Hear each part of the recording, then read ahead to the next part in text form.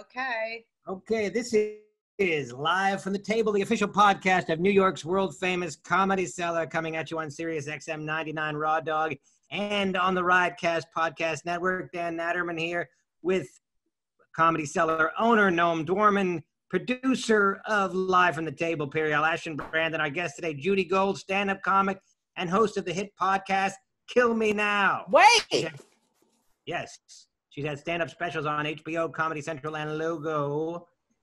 And her new book, Yes, I Can Say That, When They Come for the Comedians, We're All in Trouble, was released in July from Day Street Books. We also have Allan Havey, stand-up comic, accomplished actor.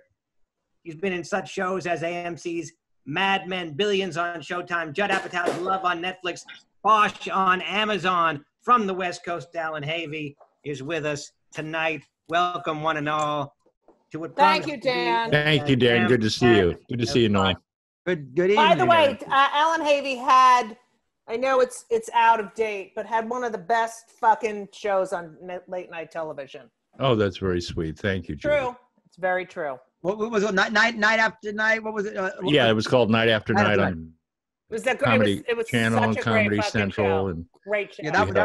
Yeah, I mean, I've told people, Allan used to do the best interviews. I mean, you were really good at that, better than some of the guys or most of the guys who made their careers doing it. Well, it takes about a year of solid interviewing, but I was just kind of getting up on my pony legs. And then you were really pull good. it out from underneath you. Well, that's what we should listen, do. I had a little over 3 years, so I'm not complaining. It was a great experience. I love that show. Was so good. I had great writers, a great staff, good producers. I was not alone.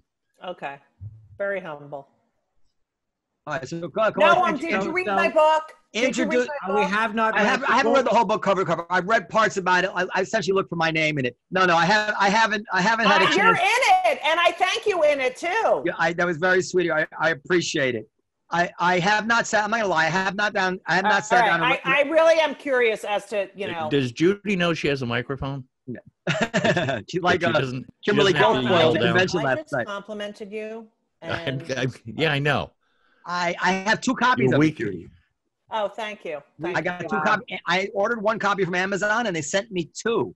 I don't know if I haven't read it, but You're the second person who told me that. And I checked out the foreword today in the first chapter. It's very funny, very personal, and very true. I'm glad you wrote this book. Thank you, Allan. People are getting attacked. Comedians are getting attacked. They're cherry picking our material and say, look what this person said. If you take it out of a context in a comedy club, it doesn't work. Allan, you're going to love all the history of censorship too in it. Good. So come on, Judy, give our readers, give our listeners at home a synopsis. Okay, so the book is about free speech from the perspective of a stand-up comedian, and it gives a lot of the history of comedy, and censorship, and how we got to the point where we're at now, and the heroes, that were arrested so that we can say whatever the fuck we want on stage. And now we have these like PC police, like, I'm triggered and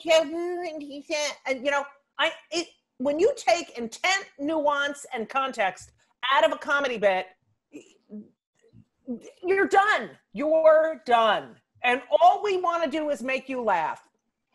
And if you go to a comedy club and get upset that you're offended, that you got offended, okay, that's like going to an amusement park, getting on a roller coaster and being upset that you got sick or scared. So cut the fucking shit and stop holding comedians to a higher standard than elected officials whose speech really does incite violence and kill people. We're just trying to make you laugh. We're trying to see the world through our perspective. Yes, we make points.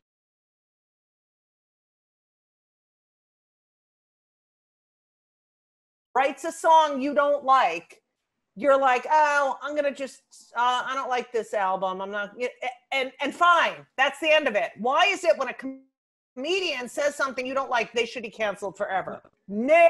Well, who's been canceled? With regard to songwriting, I would just say that Billy Joel did get a lot of flack for Only the Good Die Young, which was apparently very helpful because he got a lot of publicity for the song. You know what? I write about Billy Joel in the book because, unlike a comic, he's, you know, we do our act. We can't live off the same act for 50 years, and he can live off the same album for 50 years. Well, no, he's written many albums.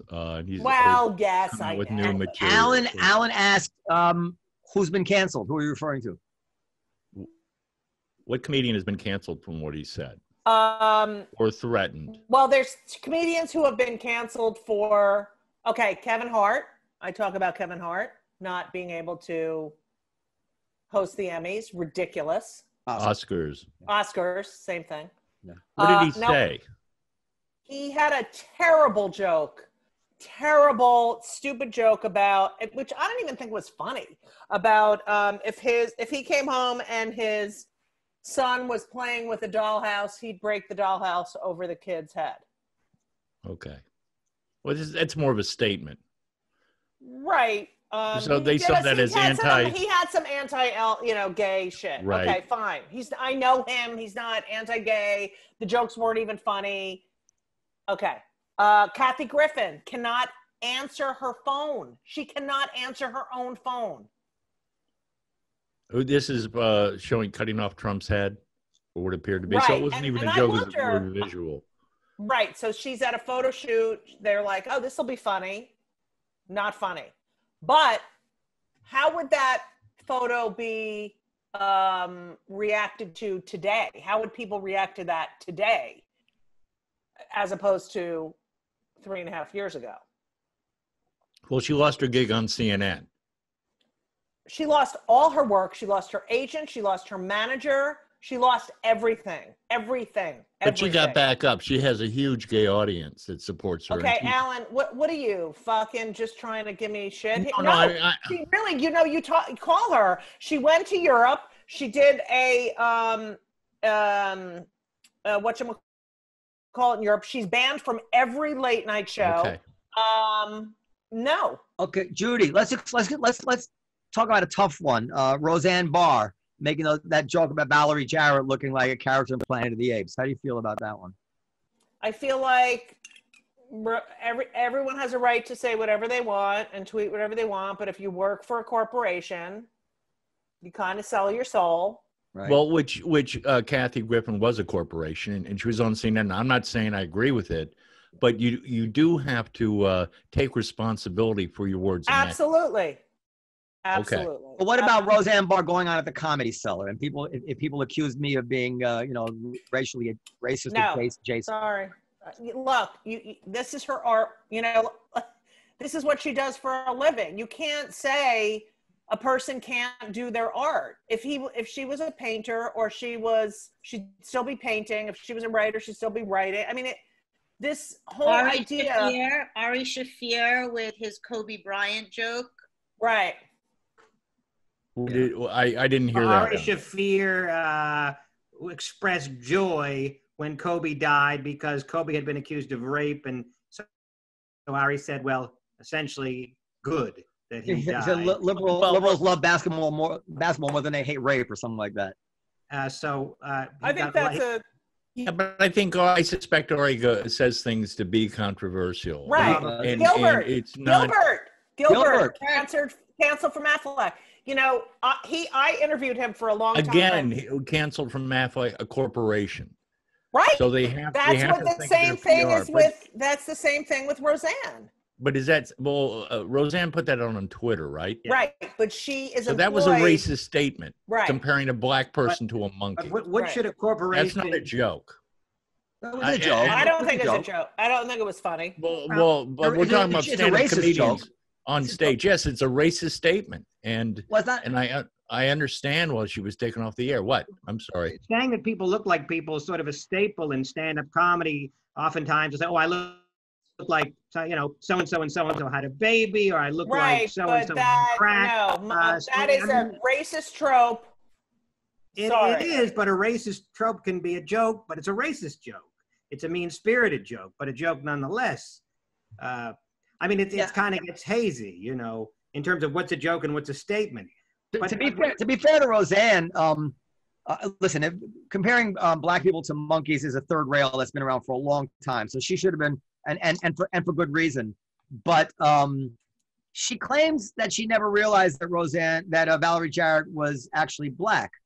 And I rolled my eyes at that at first, but she's really stood by that story, and it is possible. It is possible she thought she was just like a dark Persian. Okay, but that doesn't excuse the stupidity and the. No, it excuses that if she thought she would just. Like it does. Like look her up and say it's called Google. No, but it excuses the wrong isn't the word I would choose, but it changes the intent of the joke for sure.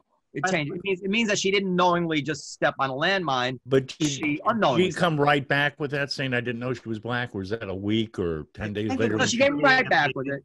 Okay. And I don't know that she's being honest, but to be fair, we don't know that she's lying either. So I want to say it for the record. To be fair to her. Judy, what do you think a corporation should do when they're in a situation where they might lose money because, for example, Shane Gillis, when he said what he said and SNL dropped him. That's a good example. Pardon? So what should Netflix do when I don't know. I don't think in a corporate way. I have no executive function. I'm an artist. I don't know. I don't know how corporations think. That is not even in my brain. I mean, generally they think, is this going to affect our bottom line? It's all about money. Money. I'm not sure that's true, Dan. Okay. And I'll tell you why I'm not sure it's true. I don't think there's ever been an example where anything actually did affect a corporation's bottom line. They keep their head down for a couple of weeks and then it just blows over. There is a peer pressure aspect to this. And although Allan is correct, you can say, well, it's corporate and money and whatever it is. You can take that same logic and justify everything that Lenny Bruce went through. Say, well, he was breaking law and it was corporate and whatever it is. So at some point we have to say yes, but the social norm that we keep hugging is really, really bad for comedy and for art and for free conversation. And like the Comedy Cellar, when I went through that Louis thing, I could have not put Louis on, and people would say he's a private business, he has to worry about the bottom line, and nobody could say boo to me. But the truth is, we got through it fine. We took a blow. We stood our ground, and we what's the expression? We took a blow for free speech, or we cast a blow for free speech. What the fuck? And Louis is a big part of why the club is successful too. And also, Louis in my book as well. Did I mention? He's definitely part of why the club is successful. The club was successful prior to Louis' show and after Louis' show, but that's not why I did that. That's not why I did that. But what you can't say, Louis shouldn't be able to perform. I mean, if you own a club and you don't like him, then you don't have to book him. But you can't say he should never be able to get on stage again.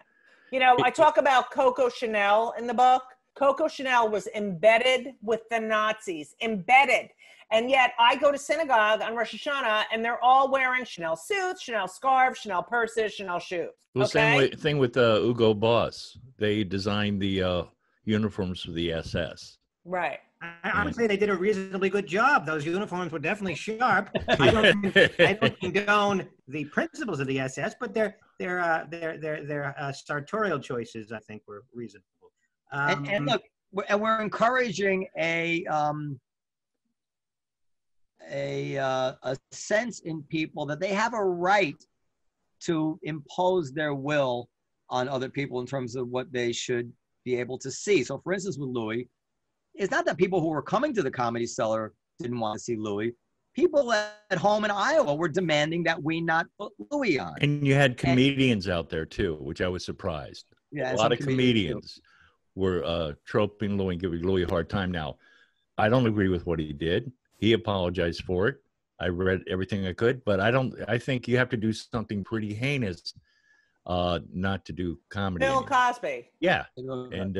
And getting back to Lenny Bruce for a second, Lenny Bruce was an individual. He wasn't representing any corporation. Right. He wasn't a permanent part of any club. He was a single entity on his own, getting up, and his material is what was illegal at the time, and that's why he was arrested. But it's also, but they did arrest him on the cursing, but it was really the substance of his material. It was really the segregation and the Vietnam War, and Yeah, but then like the Tonight Show. And also the wouldn't put him on. sexual stuff. But after he did that, the Tonight Show wouldn't want to put him on. You know, I mean, I think don't we all agree that we would like to see free speech and people being able to say basically whatever they want? Yes. Yeah. Yes. I mean, I get that. At the Comedy Cellar, has anybody, did your dad or you ever say you can't say that on stage? Not really, no. I mean, there have been times, yes. The only thing I've ever said is when somebody was personally attacking a member of the audience. It wasn't a joke. When they would, when a performer would lose control of themselves and just get a little too nasty with a member of the audience, like saying, "I hope you get cancer," something like that. Do tell. I would ask them not to do that anymore. Was that to hecklers, or just they would, pick it on an individual? Because there are people in the audience that sometimes say pretty vile things. Yeah, that's true. Yeah, no, it wouldn't be to someone who really had it coming. Right. It would be to somebody, whatever. But it doesn't. Sometimes comics flip out because somebody's talking during their set, and I've seen comics get a little bit more, I think, aggressive than the situation would warrant. Yeah. But even with a heckler who has it coming, the best comics know how to handle that without tanking the whole fucking show. Right. And some people think, well, this guy crossed the line with me. Now I have a get out of jail free card to say anything else I want, even something that nobody can recover from for the next 90 minutes. Right. And that's not okay. I mean, we all know that.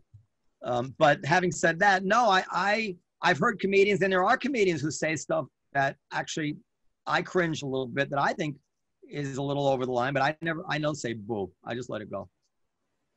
There's also some deep hypocrisy here, right? Because part of what is celebrated about stand-up is that, and Noam, we've talked about this before on the show too, is the art form calls to get as close to that line as possible. And if you can't play with that line, you don't know where it is. And also, like, Dave Chappelle went crazy in his last special, and nobody, there was no effect for that. So I think corporations pick and choose what they want to be scandalized by, and then they just move on, and it's fucking bullshit.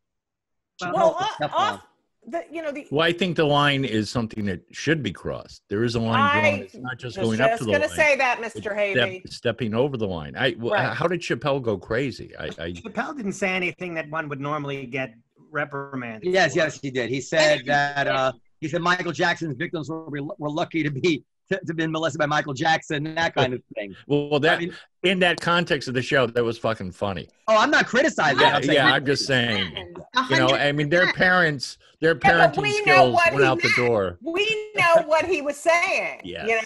And yet people do not understand the humor in that joke. They should watch Netflix or play with their coloring books, and that's it. Right. And be triggered. I love Christopher Hitchens. When Christopher Hitchens, when anyone said he I'm was offended, a big fan of the women.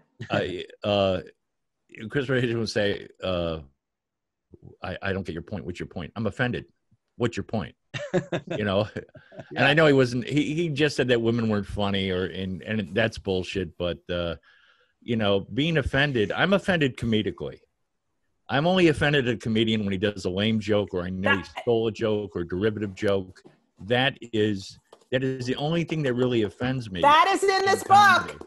That is a chapter in the book about how fucking lazy, shitty comics ruin it for all of us. Well, they don't ruin it. They just ruin it for the audience. Okay, can I be hyperbole here?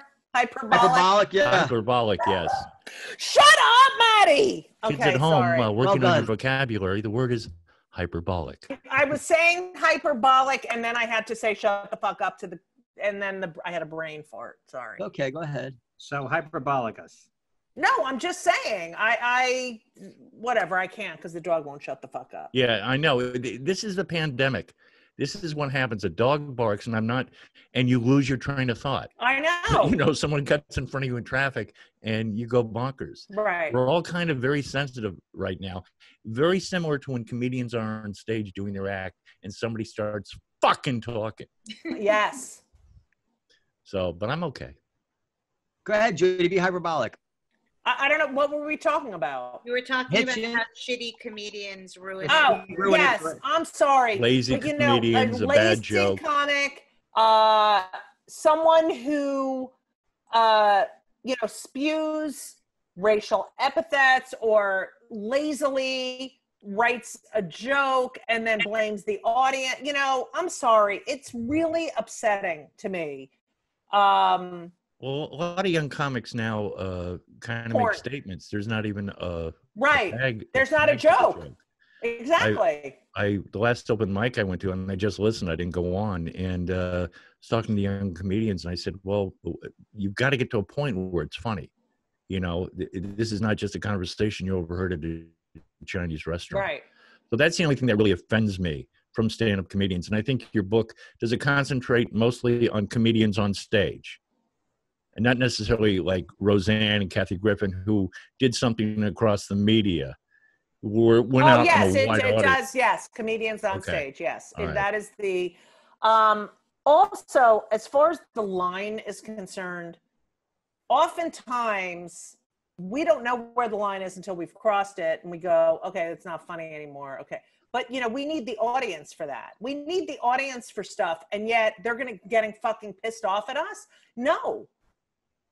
And No. and my whole- Chappelle knew where the line is, and he put his big foot over Right, it. Fantastic. Really, there shouldn't be any line. I mean, nobody needs to get canceled. The audience is not going to accept something that's ugly. They're not. However it is that they have their antenna, and it's not just on the words. It's whatever that vibe is, however they can tell the difference between Chappelle and a comedian who really does hate or whatever it is, the audience will get it right. And if the audience is enjoying it, then it should be allowed to continue. Right. I don't see a Comedy Cellar audience, a comedian killing with hateful, ugly humor. I don't see it. I don't see it happening. Right, because it doesn't I don't happen see it there. at the Comedy Cellar. I could imagine it happening in certain contexts. Yes. And certain places, not at the Let Comedy them. Not at the cellar. Let them. Who cares? Do I really? Am I going to be?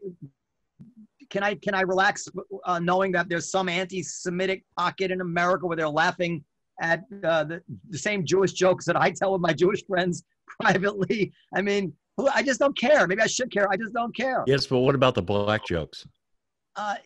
You know, that is harsher. I agree. A black person would have to answer that. I tend to think, I don't know, if there's some community where people are telling really ugly black jokes at a comedy club, I don't know. What do we think about that? I mean, I don't think, well, put it this way. You're not going to change those attitudes by stopping the comedy club.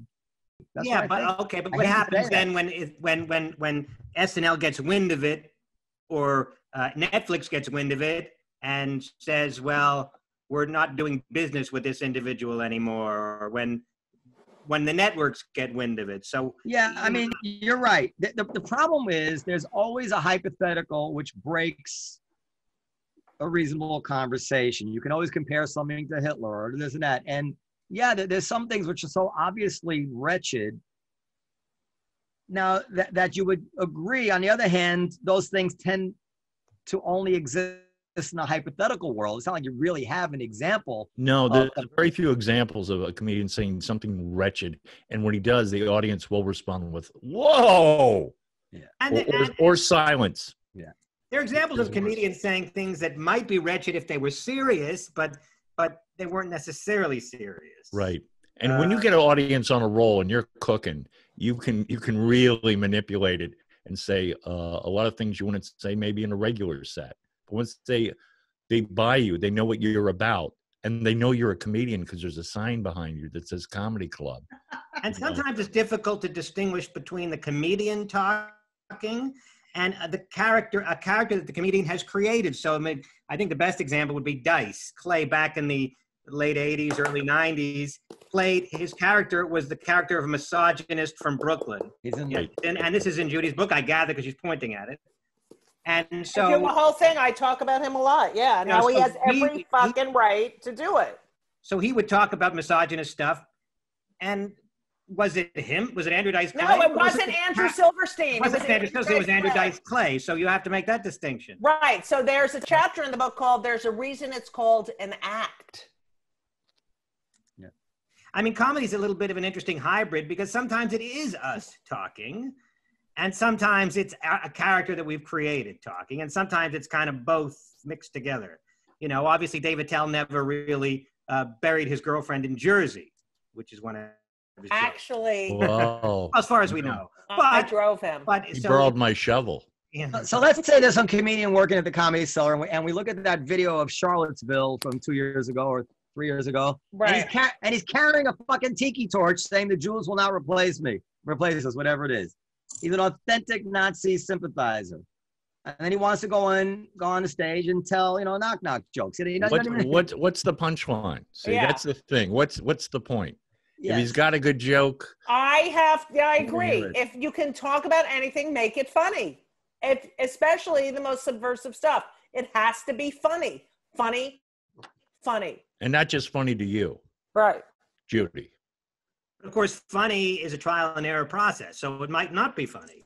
But, not everything's Right. going to be But funny. then there's the Well, when Dice Clay has a Madison Square Garden, this is back in the mid '80s.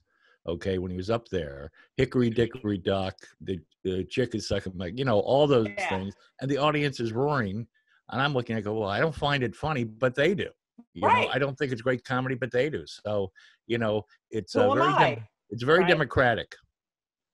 But comedy. also but you knew where the joke was. Like, there's so many times now, like there's people I'm like, all right, I don't think that's funny, but I know where the joke is. I get, okay, that's Right. what the joke is. But there's so many people now, I don't know where the joke, and I always know where the joke is. Well, that's another book, though. Okay. I'm just letting you know you're ready for where's the joke? Where's the fucking joke? Like, you can't just lazily do shit and then, I don't know. I think It ruins having it. someone who is an actual real life Nazi, perform is a different thing than having someone quote unquote canceled because you don't like the kind of jokes they're telling. Right. Okay, but let's examine that. I mean, like, You hypothetically, has a Nazi ever performed at your They're club? not funny. Noam? Yeah. They're only I've never- well not to my dressed. knowledge. I mean, I Not know to my there are knowledge. comedians who are racist and misogynistic to the core, but they go on stage and they tell jokes about their wife and they're very funny. Right. Esty does a good job of weeding out the Nazis, but she could smell a Nazi. But anyway, but hypothetically, it's just an interesting question. First of all, I would just say this guy is horrible, and I could actually see myself. I don't give a shit if he has some stupid Nazi points of view. I would just, so much of it is about looking right to your friends. Like, if I thought it would actually prevent Nazism in America, if I thought, like, maybe I would do my part, but America, we give ourselves, I mean, we have a First Amendment. There's total free expression. The Nazis are totally free to say what they want. Some guy who's a Nazi by day and tells jokes by night, do I need to punish him for that? Do I need to make sure he doesn't work? I know most Jews would tell me, yes, you have to do that, and maybe it's a defective reflex in me, but I'm like, I could just compartmentalize it, because I'll tell you something. I've taught it before. Now people are going to get mad, but like when I had musicians coming in wearing Farrakhan t-shirts, right at the time that Farrakhan was praising Hitler, if I had kicked one of them out, people would have called me a racist. They would tell me I was nuts. So it's really, if you really start examining it, you can make a hypocrite out of anybody. So I'm like, what the fuck? It's like in the criminal law, they say better to have 100 guilty men go free than one innocent man be convicted. And I kind of feel that way about all these free speech things. It's like, better to have some horrible person get away with working than to start sniffing around to try to find out who shouldn't be working. Right. Because believe me, the second you are given the task of making sure, the responsibility of making sure certain people shouldn't be working, you're going to find certain people who shouldn't be working. Right. And half of the time you're going to be unfair. So It's like when you give a network let anybody notes. work. I don't give a shit what you do. When you hand someone at a network notes on your sitcom and they're 28 years old, it's their job to find out problems in that script, even though they have no idea what they're doing. Right. And they Have will you ever faced a situation where you found somebody so disagreeable personally that it affected your decision to let them on stage? No, I'm gifted. I mean, I'm gifted with my father's gene on that. I can easily, it doesn't matter what, I mean, the guy who banged my wife, he was suspended for 2 weeks. Wait, who banged your wife? I can't talk about it. He's an A-lister. But but this is before she was your wife, right? I'm kidding. Oh my God! I'm kidding. I'm just saying that I could compartment. Who got to Juanita before I did? That's what I was. Hold on, I will tell you this is actually true. I was with Juanita. That my father did have a musician who banged his wife. In a long story, and he did look past it. But your dad. How many women was your dad banging at the time? Well, that was not my father didn't do it because he didn't want to be a hypocrite. That wasn't the reason behind it. But I'm just saying, like, you can just let things go. It is possible. It's just in a certain way you can create the feeling yourself like, look at me, I'm actually superior because he thinks he's blah blah blah. And I'm actually letting him go on stage, and I'm making the money, right? I'm running the successful business. So fuck him. Let him say what he wants. Let him be a Nazi. I don't care. Now, here's a hypothetical: has there been a comedian at the club over the years, even when your dad was there, who brought a poisonous attitude to the table and to the other comedians, and was just a drag? Not so much on stage, but they were just a drag to be around, and people didn't like them. Have you ever said, let's not have that guy back here anymore? No, I've never done that, but I did. I'll talk about it because it got out recently. I did suspend somebody for 2 weeks for some tweets after like the third warning that were making the atmosphere within the cellar just too difficult. They were kind of stink bombs into the family atmosphere of the Comedy Cellar, and I was like, listen, if you want to tweet that way about another comic who works here, I just, the house divided can't stand. So you're not gonna be able to work here while you do that. You're free to do that. Right. But that's just like the corporations. Yeah. But that wasn't any kind of permanent suspension. And truthfully, I never wanted it to come to that. But at some point I realized it was going to bring the house down. We couldn't have that going on. And I figured it would go away, and it did. I don't think that's like the pandemic. Everything went away. What's that? I want to know exactly who that was, and I'll tell you. I'll chat it. I mean, everybody knows. I'm getting chats. I see 3 chats right now. Oh, I didn't even see that. I don't think that's like the corporations, because I feel like Noam said to them, please don't do this while you're working here. The corporations are just like firing. He suspended them. Well, right. Noam's bottom line, it was a question of harmony in the community. Noam didn't want fights breaking out upstairs. Well, that's what I meant by my question. Yeah, anybody that kind of poisons the goodwill there and the familiar feel of the place. That's very different than like Gilbert making a joke that Affleck freaks out about. No, I know that. I'm just saying that the fact that Noam had to say, look, cut the shit out, or, Yeah. I have a responsibility there. But that has nothing to do with my personal feelings or offense or anything like that. It's just like the same thing if the audience hates them or, whatever. I mean, I have to run a smooth ship there. And how do you respond to comments when through your website and people say, hey, we saw this comedian, we were offended by what he said. What is your response to that? I've written some emails. I defend the comedian almost always, except in the times when I thought the comedian attacked somebody. In which case I've apologized, you know. I said, Right. and they said, we demand that you don't work. I said, listen, I'm not going to tell him to stop working, but I'm sorry. He said that I'm always honest about it. If I were you, I'd be upset too. Like when somebody made some really horrible comment about somebody's girlfriend being ugly or something like that. No, I'm not talking about that. I'm talking about in their act. They do their act. There's no heckling. There's no personal attack. I always say the comedian side. Always. That happened not that long ago. It was with Sam Morril and that alligator joke, right? Yeah. What's the alligator joke? Well, there was a little boy that was killed by an alligator in Florida, and Sam made a joke, I guess, arguably making light of that situation. And this was, I guess, whenever that happened a couple of years ago. And so they complained to the Comedy Cellar, and you said what, Noam? Or I don't remember. I could look up the email and play on the next show, but I defended Sam, you know, and I defended Joe. Sympathetic to her as well.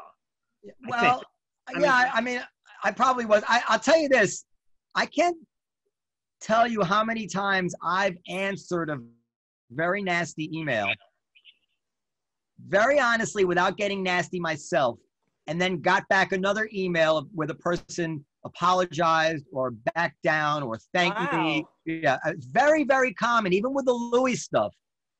Almost half the people, I would say, who sent me, you know, horrible emails, when I answered them and I made my case, would say, you know, I hadn't thought of that. You're right. Or I never thought you'd answer me, but I respect you for that.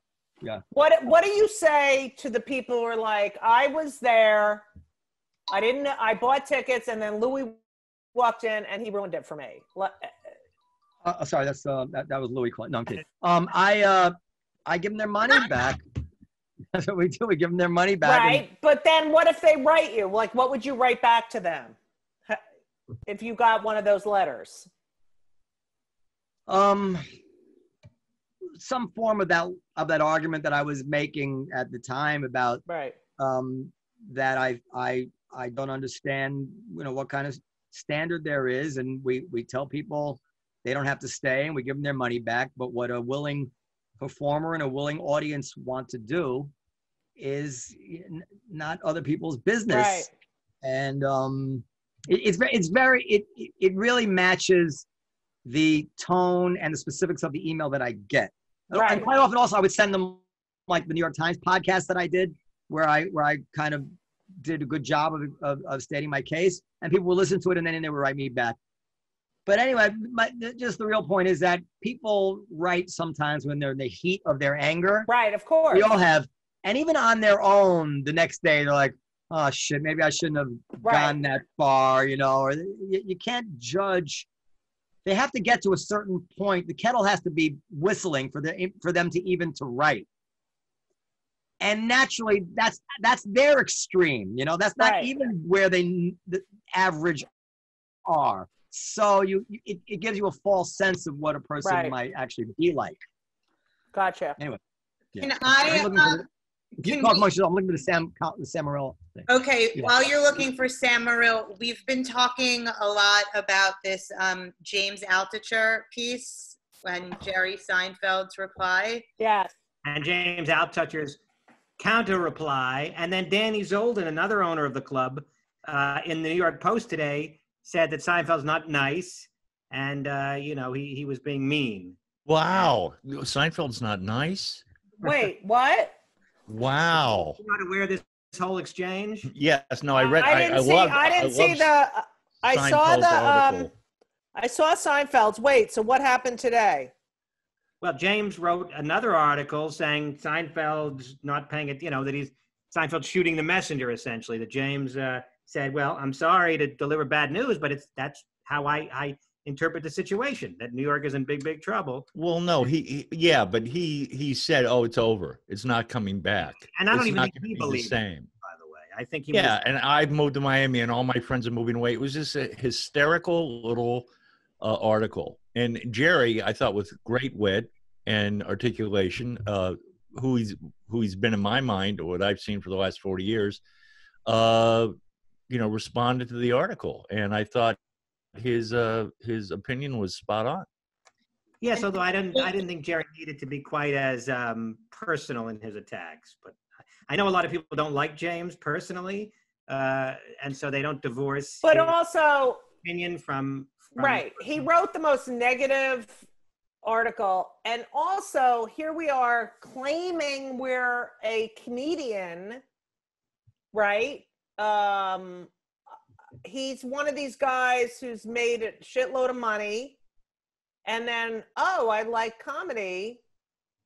I think I'll do comedy. So he's a shadow artist as far as comedy Doesn't goes? bother me. I'm sort of flattered that somebody that's so capable in another industry thinks so much of our industry that they want to be a part of it. But I understand that. But I think what I'm saying, but Seinfeld is coming from a whole different mindset. It's like, this guy is saying, I'm a comedian, I'm this, I'm that. And he wasn't saying that, though. That's not what James was saying. Whatever James was saying, he was saying it wasn't even as a comic. I mean, and Seinfeld was like, you're a putz, and this is, you know, whatever, and you could spruce up your club, which wasn't very nice, frankly. And then they wrote back and they said, well, you know, that's nice. You know, we're actually the biggest producer of stand-up shows in New York City right now. We're putting on 5 shows a night. And we in Central Park? Yeah. Yes. And you know, Another park. And every park, yeah. And, I'm reading it now. And we walked past your vintage Porsche collection while you're sitting in your like mansion in the Hamptons. So it has nothing to do with the article.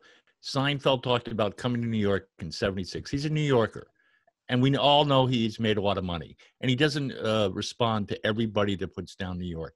But the article that James wrote, I thought was a little hysterical, and doomsday, and everyone I know is moving out, and the city is not coming back.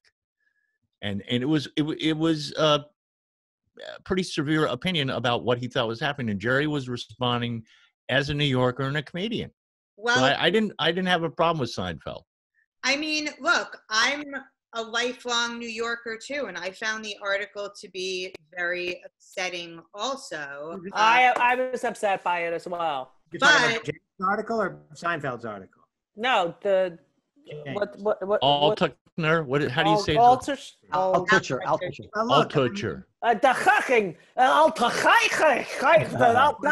Has he ever performed at the Comedy Cellar? No. I know he's been there a lot. No, he hasn't. He performs at the club that he's a part owner in, but is he any good? He's not bad, but he's new, you know. Yeah. Judy is shaking her head. And by the way, people in all industries are fascinated by stand-up comedy. It's great that he wanted to buy a club and he keeps that club going. No, I understand that. Everybody, they look at us. Oh, sorry. Go ahead, Judy. I was talking, but you just cut me off. Go ahead. Go ahead. No. I'm just saying that people in just about every industry in the world look at comedians with a little bit of awe. Like, how do you do that? You know, and so right. That's pretty normal. I understand that, but then you don't. Would he get stage time if he didn't own a club? Like we came from nothing and started not. Right. But it's like you're talking like, oh yeah, I'm a comedian, and it's like, you know, I go back to being 19 and hanging out at the back of Catch a Rising Star, you know, and going on at 3 o'clock in the morning. Like, sorry. Okay, but we're getting off. The only thing that I wanted to say was that I had a whole thing with Noam today because they said that Seinfeld wasn't nice, and I said that, you know, I don't like this idea that because Seinfeld, he can be a jerk and not be nice. And Noam said, well, that's ridiculous. Seinfeld can be however he wants, and anybody can be however he wants. And what I wanted I said more than that, but I'll let you finish, and I'm going to correct you. Go ahead. Okay. Well, why break a pattern? Why don't you correct me now? Okay, because listen, first of all, she was reading me some Instagram thing from the guy who owns Stand Up New York with Altucher. Danny. Yeah, and he said this thing how he bought Seinfeld 2 gift baskets from Zabar's, and Seinfeld never even thanked him, and like, I mean, just the most. And then he came in and he wasn't nice, and I'm like, listen, when Seinfeld doesn't take a stage for less than a couple $100,000, right? And he walks in there and he plays your club, And all you should be saying, in my opinion, is thank you, Mr. Seinfeld. Thank you so much. Don't fucking expect something from him. Don't tell him he's got this guy who's one of the most famous people in the world, who's got to have people coming up to him every 5 seconds. And God forbid that people see him being really, really friendly to people in the restaurant. Then everybody's going to be coming up to him. And some people are cut out that way. Some people are, like Ray Romano, are just like, they can handle that kind of but he can't. And by the way, who can't? Seinfeld. And Allan, you knew him before he was famous. Listen, knew him before, during, and now, and I've seen him in the cellar, and he handles everything with a palm. Same way with Chris Rock and Chappelle. There's no entourage. There's no bodyguard. But he's not like looking for people. He doesn't enjoy everybody coming up to him and talking to him. Who does? Right. Well, I'm not famous, and I don't like it. So I'm not. Get me wrong. I was defending him. I'm saying that's who he is. So that's this fucking guy sends him a couple of Zabar's baskets, and the guy Seinfeld comes into his club, and he has the nerve to complain about anything that Seinfeld does. I'm like, there's a Jewish joke about this sort of thing, and it's not kind My God, he didn't even write a thank you note. It's like I was cringing just shut up. What, you're really complaining about Seinfeld not being nice enough when he came in to play your fucking club? Can you picture me doing such a thing? We're cherry picking the article. Putz fits perfectly in there. It just kind of, Jerry, will you stop it, you Putz? And by the way, you could straighten up your club a little bit. It was kind of a funny aside. Right. I agree with Noam. Hey, Jerry, thank you for the comments. We're fixing up the club. And when you come back to New York, we hope we see you here. That's all you say. Yes, maybe so. But the only thing that I wanted to say about that is that I think that no matter who you are, it's okay to be a little bit nice, even if it's annoying.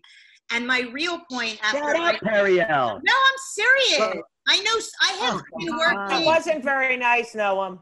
He's not obligated to talk to people when he comes to the club. I've seen Jerry Seinfeld many different times be very nice to people. Yes. And if every now and then, you can't be nice all the time. And I thought it was a lovely article, and it was I thought it was all benign. I took it as, and when you read something, you don't necessarily know the tone of it.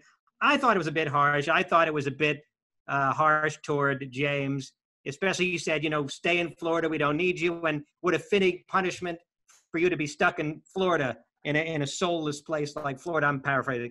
I did think it was a bit harsh, and he could have made the exact same points without calling James a putz. But I also agree with Noam that when he comes into the club, he's not obligated to be friendly to everybody. Some people are. Robin Williams was friendly to everybody, so much so that I thought there was some. He kind of it was bizarre almost. The extent that he was friendly with everybody. I think people ought to take their energy that they expend judging other people and work on themselves. I mean, if Seinfeld actually was aggressively not nice to somebody, that would be different. But he's there minding his own business, eating his chicken skewers, and somebody comes up to him, interrupts him eating, and he's a little, doesn't ingratiate, doesn't make the person feel comfortable about it, or is a little cold. And say, aha, now we got Seinfeld. How about the fucking guy who doesn't have the self-awareness to say, why would I walk up to this man eating his fucking chicken skewer? Let me tell you something, Periel. Here's why people do that. Well, let me finish. Well, hold the thought. Let me say, Right. When I don't approach anybody, including the most famous people in the world, who come into my club. You've seen me. I don't bother them because I say to myself, what do they want to speak to me for? Like, why? What is it? Am I doing this just for my sake, so I can go home and tell my kids I spoke to Kevin Hart, or are they really interested in speaking to me? I say, Kevin Hart's not interested in speaking to me. He has nothing against me, so I leave him alone. That's what a mensch does. Leave people the fuck alone, especially someone as famous as Seinfeld, who it is so selfish to walk up to somebody who's famous, who's eating their dinner, and think they have to perform to be nice for you. What do you think? They're sincerely happy to see you? It's ridiculous. So first now let Allan say what we want to say. This is why I people agree with you. I'm just saying the article was needlessly harsh in my. I have to comment on that. I don't think it was harsh at all. I don't either. I don't think it was harsh I think at it was all. very funny and good for him, and I love it because I love New York as much as Jerry and most of you. I love New York City. And we look at London during the war and the English people. They got through a blitz. You know, they were just bombed every night for like 42 nights. New York is going to get through this. I agree with that. I don't agree with James' article at all. I think New York City is going to be just fine. And what I'm trying to say has nothing to do with coming up to somebody who's eating dinner. It has nothing to even do with Jerry Seinfeld. My point is that if you're a very famous performer, it's okay to be a little bit more like Robin Williams. And my point to you, if I could fucking get it out after a conversation this afternoon, was if that were about a woman, like, they would be like, oh, she is such a fucking bitch. And that's true. That is true. I have to say. I know. Okay, now we're going down we're talking about. I kind of enjoyed the snarkiness. So let me comment. Can I comment on the harsh? You want to say? Go ahead, Judy. Go ahead. No, I just want to say, piggybacking on Allan, which I've always wanted to do, that I enjoyed the snarkiness in Jerry's article. You don't see that side of him. That's why we like him, because he's a comedian. He's snarky. Okay, so let me. All right. Let me get back to my point. And why do people go up? They go up mostly to comedians or comedic actors like Bill Murray or Robin Williams, or if you go into a restaurant and you see Meryl Streep, hey, that's Meryl Streep over there. Oh wow, I love her work. But if you see Bill Murray, hey Bill, because they look at you, because Jerry Seinfeld, he's been in my home thousands of times. Totally. I love this guy. And that is also in the book, the way people treat comedians as opposed to other celebrities. In my book, I can say that. Because we hit a nerve. Jerry and his show have hit a nerve with people, and they love him. Right, and they think they know him, and they think they know him. Have a certain personality.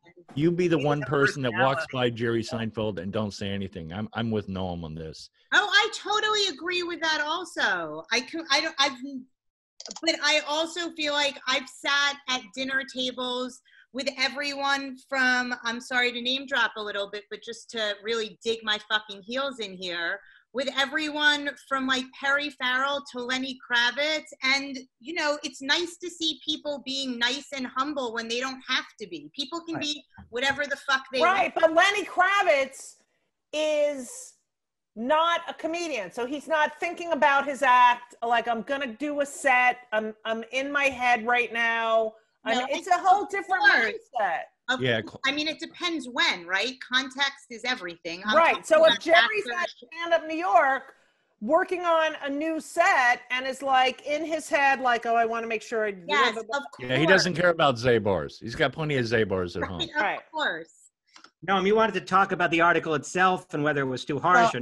There was a lot. This is zooming out past. I can't find this email. Zooming out past Seinfeld. There was a reflex against Altucher's article that I didn't personally feel, so I didn't understand it, which was anger at a guy who was making a case I didn't agree with, but was making it in a way that's within like intellectually accepted argument, and he didn't attack anybody personally, and people came at him very, very hard, including his comment about your club. You might straighten up a bit, which would have, I would have been depressed for a month if Seinfeld had written that about me in the New York Times. Not for a month. It would have hit me very, very, very hard, especially if he had done that when I felt I was just, you were already writing an article about what I thought in LinkedIn of all places, kind of under the radar about what I thought the future of New York was. And the chicken skewers take all that away. Yeah. The good food, take it all away. Been many articles along the lines of James. So, but on the other hand, there is something to what somebody said. I don't remember which one of you said it, which is that there is a certain way that you receive a comedian's remark, which it's not quite as serious as it's said, because you rib each other. That's what comedians do. Yes, listen, this is not the first time Jerry heard this. Yeah. He heard like, oh, stand-up is over, everything's done, New York is going to go away. Right. And so then he sees this prominent article in the New York Post That's it. That's By bullshit. someone saying he's a comic, by the way. Okay, well, good for That him. might have but struck a nerve. That might have yeah, struck a it nerve. might have struck a nerve. I'm not saying I read Jerry's mind, but I thought it was a terrific piece. And, I agree with him. And, I love New York. Listen, not to drop a name, and I'm not going to, but I was with a comedy legend having lunch in Las Vegas. Alan, you can say my name. No. And a couple people came up. One guy came up and said, "Can I get a picture?" And he said, "I'm sorry, I don't like to take pictures with people I don't know," which was and he was very nice about it. He said, "You got it." This very respect guy in the business. Then another guy came up, asked the same thing, and he gave him the answer, but he insisted, "No, come on." And then he finally acquiesced. And then the chef came out of the kitchen. "I heard you were out here. We made you the special dessert." And I picked up the tab. So this guy left, but I doubt that he'll probably go back again. He doesn't want the chef coming out. He didn't say anything, and he's an amiable guy, but people can be real dicks. Oh, for sure. For sure. I totally agree with that too. People are morons. But it's also different celebrities have different personalities. Like when all right, and stop, and I know you're going to make fun of me when I say this, but when I did several shows with Florence Henderson. Okay, shut up, everyone. Shut the fuck up. But wow. Every person who came up to her, no matter what, she stopped. She used to write back to every person who wrote to her. Like, this is a person who was like, these are my fans, and I will stop. But every fucking time. Okay. And then I've been with other prominent comedians who were like, "No, I'm sorry, it's not a good time." Okay, so this is the thing. This is the thing. I when you see the weatherman, your local weatherman, you go, "Hey, there's the local weatherman." Right. I want to make a point. You have to be realistic about human nature. Jerry Seinfeld has a particular sensibility of humor. And it would be very unusual for that dry, kind of sarcastic, skeptical wit to inhabit the body of somebody who was like, "Hey, come on, I'll take a picture with you." They don't go together. I don't imagine Larry David is super friendly either when he sees people. And you're asking the impossible. You have personality types. And they produce certain art, and it's related, and enjoy the art, and leave them alone about expecting them to transform who they are. They are who they are. Leave them the fuck alone. They don't owe you anything. Right. I agree that. Like, Jerry says, "Listen, I did what? How many episodes of Seinfeld? What more do I have to give?" Yeah. I've done all these episodes of Seinfeld. I've done all these comedy specials. I've been performing live for 40 years. What more do I have to do for you? Just leave me alone. No, Right. Seinfeld barely says boo to me when he comes in, and I never thought twice about it. It never occurred to me. It's like, well, of course, why should he? No, your point is interesting, but I don't think people actually.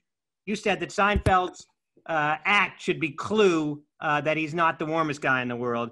And maybe that seems everybody's act is related to their personality, is what I'm saying. Yes, but I don't know that people necessarily know this. And I remember years ago when I met David Tell, and David, if anybody's act said, "Leave me alone," it's David Tell. And I walked up to him, "Dave, I love you." And he's like, "Yeah, really?" Or whatever he said. Really? Really? This was before I was even doing comedy, and it was very dismissive. And I was shocked because I just assumed that he would be, nice, and I didn't. But that's an instance where his act should have clued me in if I were a little bit more aware that maybe he's. And you were a young comic, Dan? I was just starting. I had well, that's that's understandable. And I thought, that's just an act, but. Be careful, Dave's gonna put this into one of his bits. Really? I mean, you see him as a musician, like the greatest drummers or bass players I ever played with. They were mean fucking sons of bitches. Let me tell you. That. I really don't. I don't think it takes that much energy to be a little bit. No, I don't mean to people like that way. I mean, like, they had a fire going inside in their belly. And that would come out at various times. And people are, can be more than one thing. They can be like that and still be very warm and gracious at other times. But they couldn't play like that without that thing. It's just Seinfeld is Seinfeld. It's just remarkable to me that people. I mean, can you understand who should be? The guy says out in the public, I bought him 2 gift baskets from Zabar's, and he didn't even thank me. What? I mean, this is so out of touch with himself. Well, that's ego. That's his ego. And people that come up and say, "Wow, I went up to Seinfeld and he didn't say hello." Well, that's your ego. Like, why should he?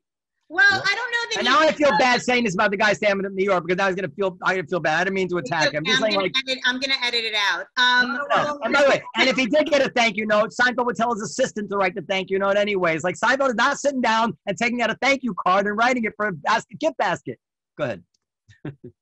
I found the email if anyone wants to hear it. There's a fine line between acknowledging that your fans are the reason you're successful and having some gratitude and some sense that without your fans you have nothing, and your right to your own privacy. I mean, it's a balance, and it's tricky, and it's not, different people handle it differently. I mean, I do think to the extent practical, you should be cordial to those without whom you would have no career at all. Right. But here's the thing. The only responsibility you have to your fans is go up there and do the best damn job you can to prep and work. That's it. After that, it's all gravy. I really do have a question, though. I mean, I've never understood why people go up to people and ask them for their autographs or things like that. But there's an entire culture around, like, even like to Make-A-Wish Foundation. Like, people are dying to meet these, people who to them are heroes, right? It's part of the culture, but they think they know that there's got to be a boundary at some, I totally agree with you. I just think that like the type of person that's going to go up to Jerry Seinfeld and be like, "Oh my God, I had to tell you, I love your show," is not really thinking along the lines of what we're discussing right now. Well, they should. Well, maybe. No, I understand where people. You got to put yourself in someone else's shoes. Yeah, if you run into Jerry Seinfeld, it's going to have someone go, "Oh my God, Jerry Seinfeld. Hey, how are you?" Hand him a whitefish salad bagel. Right, but New Yorkers are known to be like, "Oh, there's Jerry Seinfeld." Totally. But people in like God knows, Idaho are probably like, "Oh my God," or however they talk. Who the fuck knows? But yeah. So you want to hear that? Are you interested in the email the Yes. Morel thing? Yes. So you want to hear? Actually, do you want to hear the original email too? Well, you can play the clip. It's super short. Noam is going to read an email he got a while ago about Sam Morrill's joke about a little boy being eaten by an alligator. Well, she wrote to me, "Okay, you want blunt? I'll be blunt. I had the worst comedy experience of my life at your venue last night. A disgusting person. I won't call him a comedian because he's not humorous. Sam Morril took the stage and spent the first few minutes of his act disrespecting Lane Graves, the 2-year-old child who was murdered by the alligator at Disney. He even cracked jokes about his parents."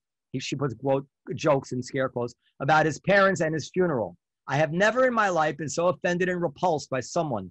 I immediately left and stopped to tell your staff why. They followed me to make sure my drinks were being paid, not because I had just had to listen to a sick man trying to use a child's death as pathetic shock value attempt at being a pathetic shock value attempt at being a comedian. Furthermore, upon speaking with friends who worked for a comedy club over 10 years, I learned that your venue had to know his set prior to him taking the stage, which meant someone approved this garbage.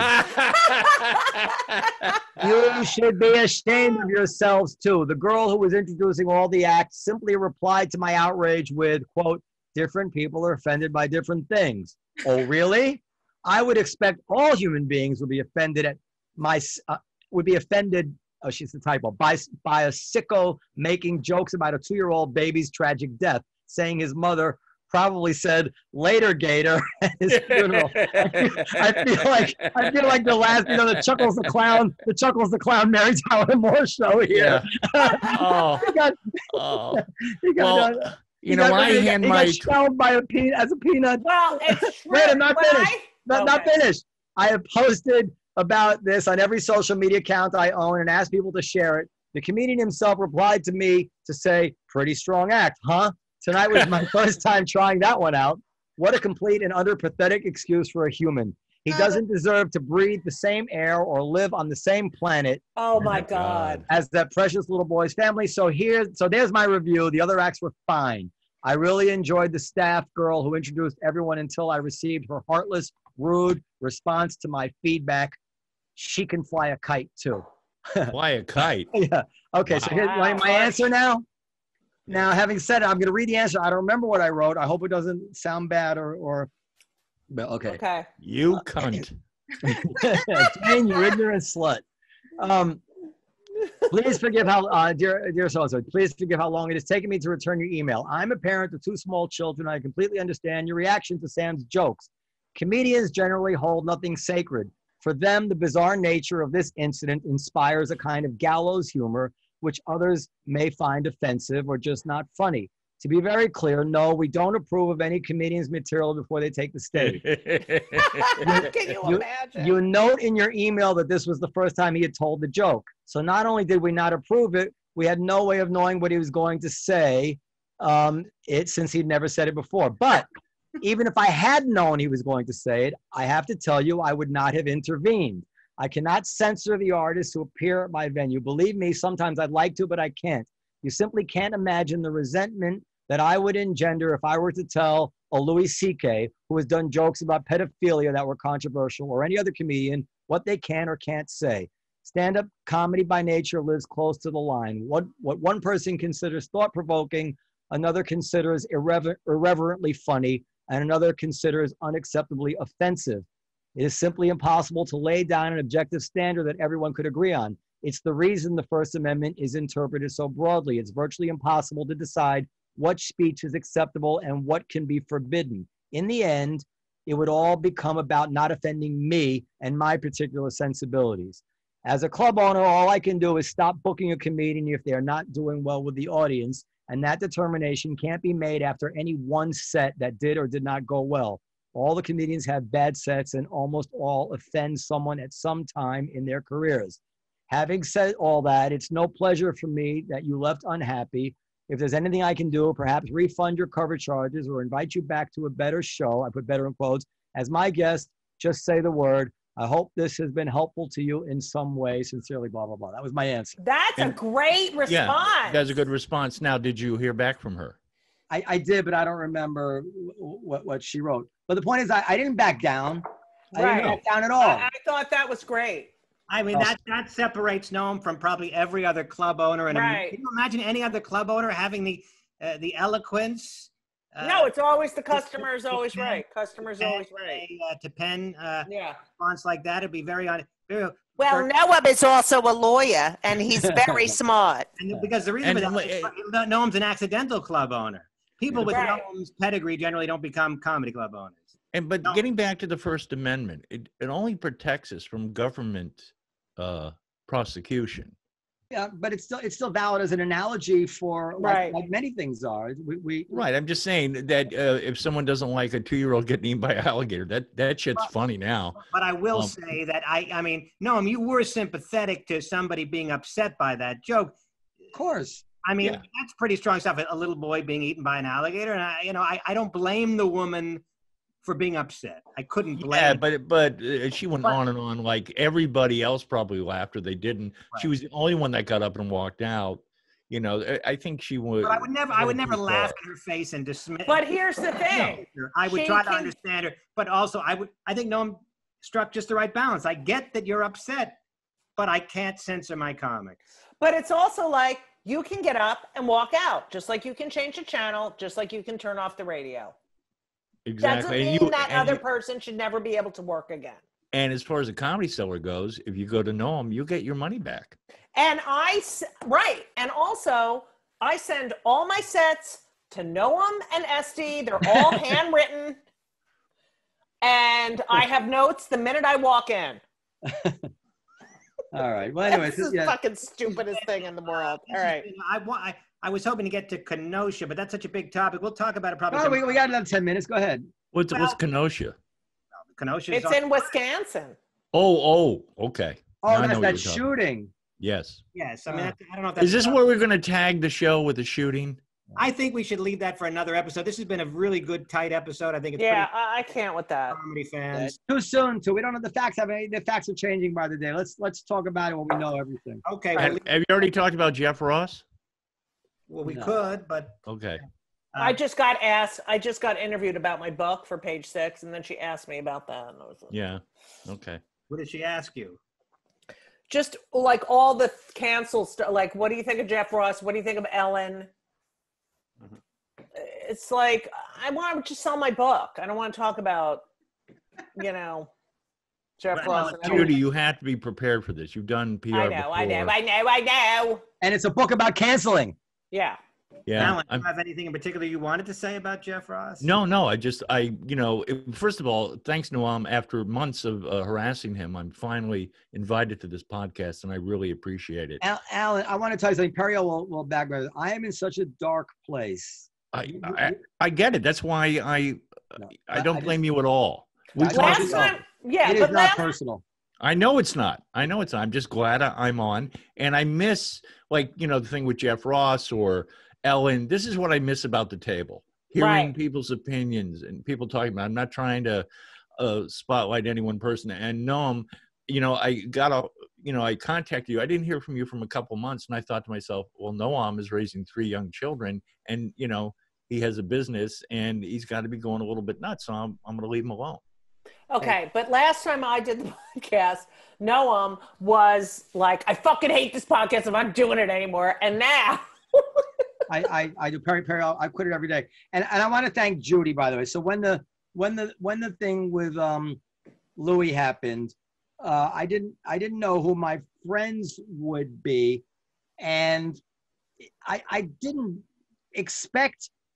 I was surprised that Judy was one of the first people not to come to Louis' side, but to come to the Comedy Cellar side, and she even agreed to co-host a podcast that we did early on where we had female staff members discussing how they felt about it, whether they felt unsafe, at the club and whatever it was. And she having a prominent female LGBTQ, I think that was all the letters at the time. Pi sign. Comedian, DYKE. yeah, at the time, just say that she thought that what I was doing was not on the face of it indefensible. That was very important to the club at the time. So I don't know Oh, if I thank you. thank you. It really was. So I meant it. Well, that's why I love comedians, and Yeah. certainly the atmosphere your dad started and you have enhanced and continued along with Esty and the staff, that we care about each other, even if we disagree.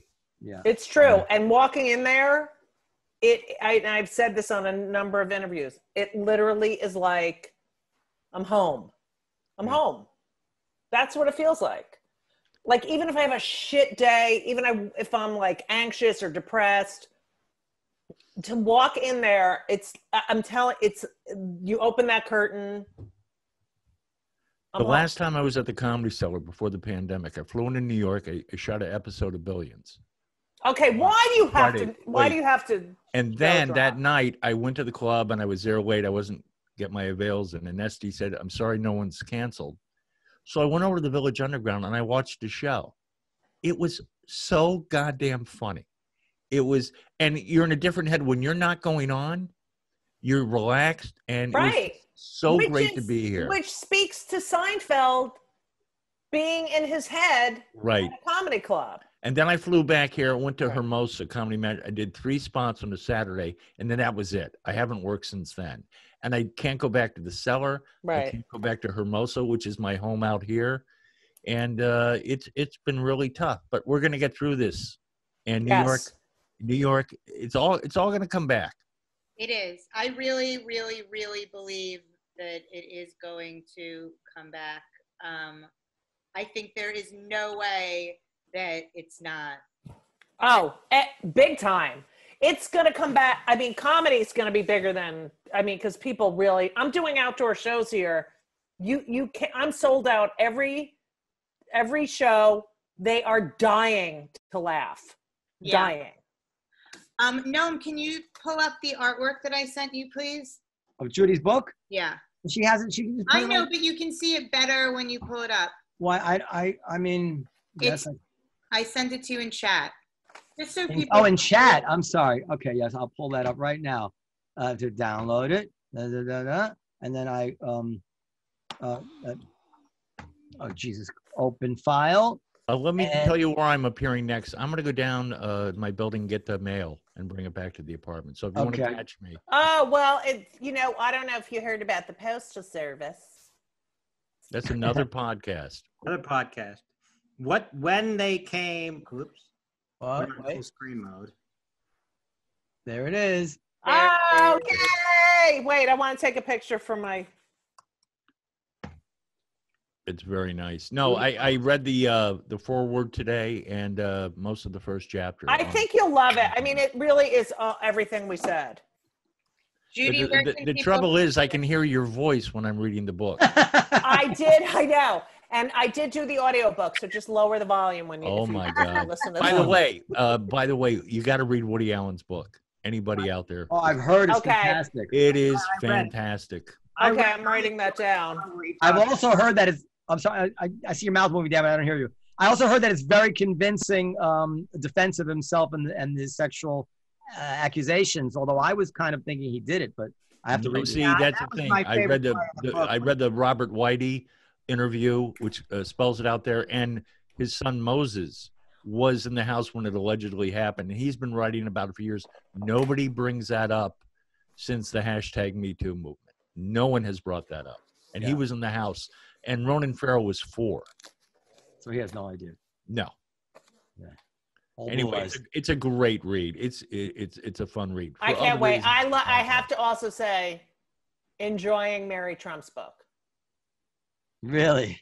Yeah, it's just so psychological. I love it. It's so Are you learning psychological. anything new about? No. Well, I have a house here, and she lived across the lawn here Where do you have a house? in Provincetown, in Massachusetts, on Cape Cod.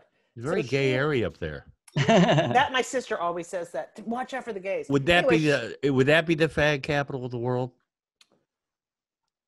Oh, that's you're referring to The baseball announcer. Oh, right. He got canceled. What do you think about that, Judy?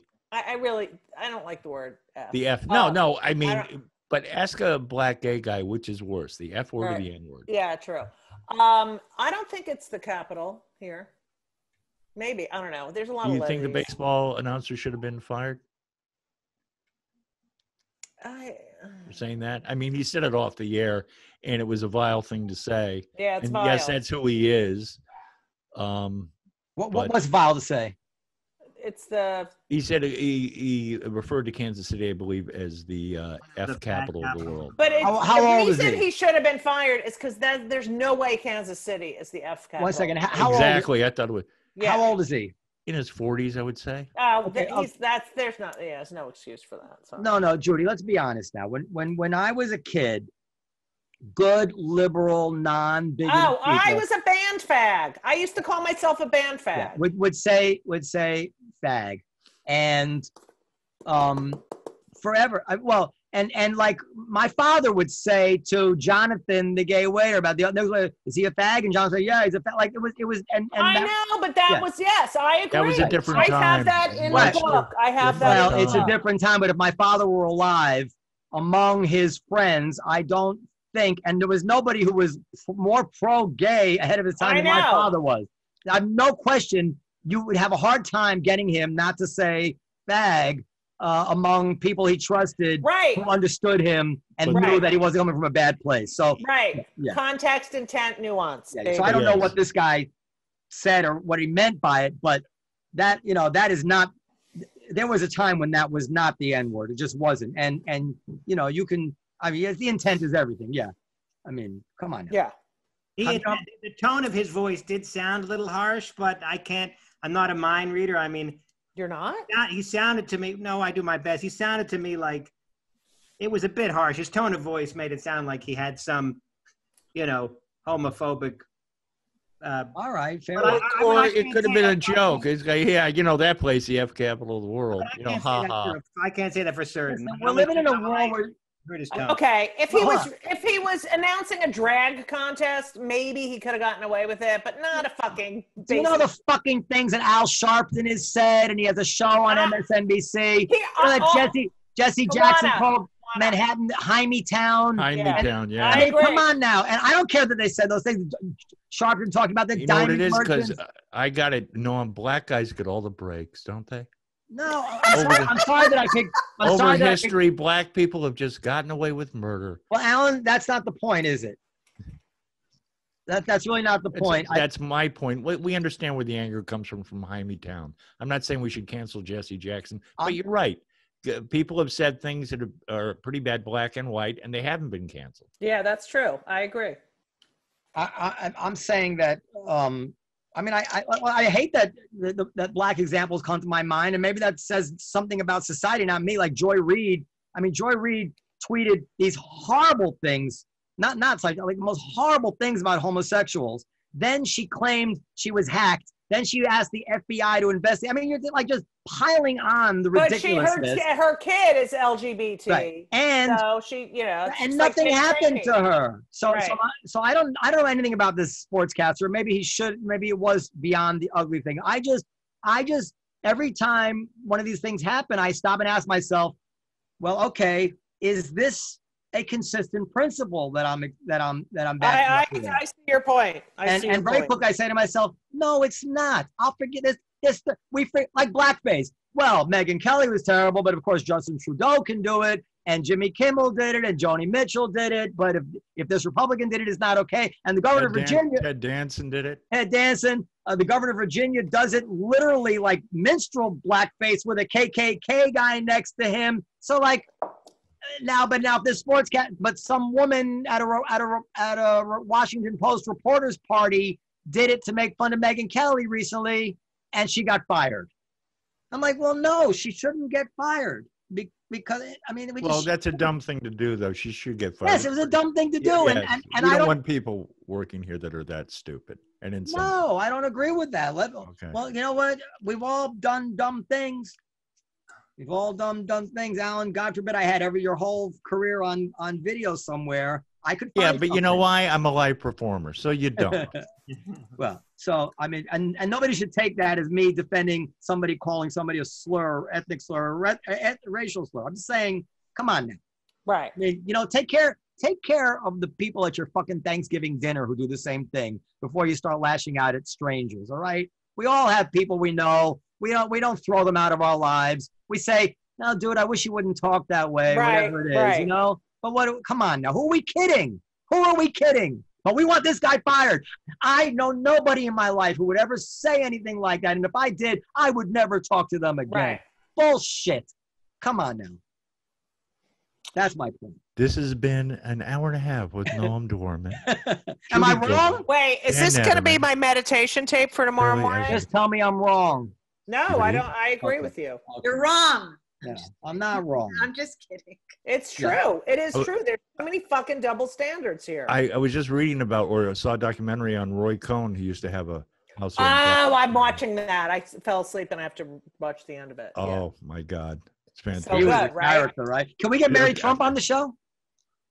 I doubt it, but you can ask. Well, she's I- promoting a book. We can certainly try. Well, listen, the I people know that her. write books are so I know her. whores. They're whores for attention. Anybody that has a book out is such a whore for an attention. What? What are you talking Oh wait, I'm getting dizzy. I have to go. Okay, Gotta hang up. let's wrap it up. Okay. Okay. I love Alan you, Havey Judy. is pretty brilliant. I love you, Alan Havey. I love you, Judy Where can Gold. we find you? Where can everybody find you? Me? Yeah. AllanHavey.com. Okay. Judy. I'm at JEWDYGOLD, Judy Gold, on Twitter and Instagram. And then my website is just regular Judy Gold. And if you see Judy eating at the olive tree, feel free. Just sit down next to her, talk Yeah, to her, sit get her next to me. I autograph. love talking to people. I love it. Buy her book on wherever books are sold. Wherever books are sold. But if you go to my website and you're really like very politically correct, there's all links to like indie book places and Amazon or whatever, you know. Will you So. sign a book for someone if they requested you? Yes. Okay. Yes. That's a Lift great way my to sell penis. books. In the old days, Lift people my would go to penis. I will sign a book. I'm offended. I'm offended. I gotta I'm go. sorry. Gotta If go. there I'm wasn't a offended. Pandemic, you could go to Barnes and Nobles and do readings, I guess, which is a good place, which is like Yeah. people used to do to sell books, but that's can't happen. Well, I just dip my penis in the ink and then I can, yeah. Okay, good night, everybody. Good night. Thank you, Noam. Thank you, Al. Thank you. Be safe. Bye-bye, everybody. You Bye. can email us at podcast@comedyseller.com and follow us on Instagram at Live from the Table. Good night.